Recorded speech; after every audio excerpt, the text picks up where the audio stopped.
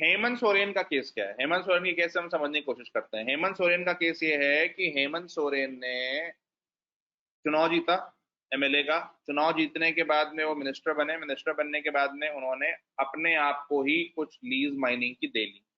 और आपने अभी अभी ऑफिस ऑफ प्रॉफिट वाले मामले में ऊपर क्या देखा था?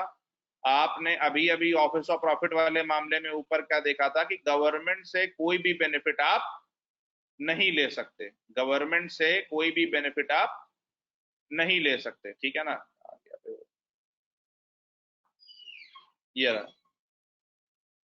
Having a subsisting contract for supply of goods or execution of any work undertaken by the government।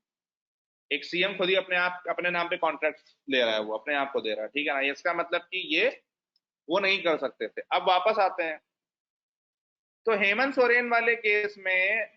Hemant Soren वाले केस में होता क्या है कि हेमंत सोरेन खुद सीएम होते हैं, यानी कि एमएलए होते हैं। एमएलए होने के बावजूद भी वो ऑफिस ऑफ प्रॉफिट रखते हैं और वो किसी को बताते नहीं है। ये बाद में अनर्थ होता है, मतलब वो वॉलंटरी डिक्लेयर नहीं करते। अगर वो वॉलंटरी डिक्लेयर कर देते तो अपने आप ही उनकी जो एमएलएशिप है वो खत्म हो जाती, ठीक है ना? इस केस में क्या होता है, जब वो वॉलंटरी डिक्लेयर नहीं करते हैं तो क्या होता है, इलेक्शन कमीशन जो है वो बोलती है प्रेसिडेंट को। एमपी के केस में एमपी के केस में इलेक्शन कमीशन बोलेगी प्रेसिडेंट को कि भाई आप इनको एमपी से हटाइए। एमएलए के केस में इलेक्शन कमीशन ऑफ इंडिया बोलेगी गवर्नर को कि आप इन्हें हटाइए। बात समझ में आती है? फिर दूसरे सीएम बने, ठीक। तो कहने का मतलब यह है कि तीन केसेस हैं ऑफिस ऑफ प्रॉफिट में डिस्क्वालिफिकेशन में। पहला केस क्या है डिस्क्वालिफिकेशन का?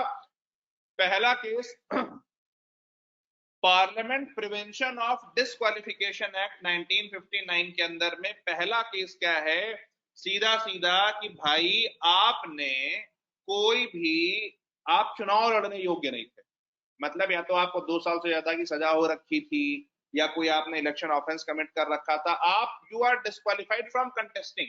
उस वाले केस में क्या होगा? उस वाले केस में हाई कोर्ट क्या करेगा? आपको सीधे सीधे डिस्क्वालीफाई कर देगा। उस वाले केस में क्या होगा? हाई कोर्ट आपको सीधे सीधे डिस्क्वालीफाई कर देगा। दूसरा केस क्या है कि जब आपने ऑफिस ऑफ प्रॉफिट रखा और खुद डिक्लेयर कर दिया हो तो आपकी मेंबरशिप अपने आप ही चली जाएगी।